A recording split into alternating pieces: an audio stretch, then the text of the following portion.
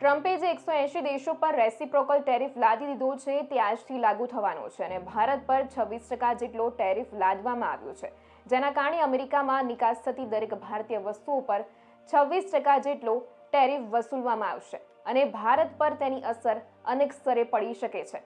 Jewellery, electronics અને auto parts પર અસર થઈ શકે છે. અમેરિકાએ અગાઉ આયાત ડ્યુટી 27% નક્કી કરી હતી, જે પાછળથી ઓછી કરીને 26% કરવામાં આવી હતી. ટ્રમ્પ દ્વારા રજૂ કરાયેલા ચાર્ટ મુજબ ભારત 52% ડ્યુટી વસૂલ કરે છે અને અમેરિકા હવે ભારત પાસેથી 26% કન્સેશનલ રિટેલિએટરી ડ્યુટી વસૂલશે.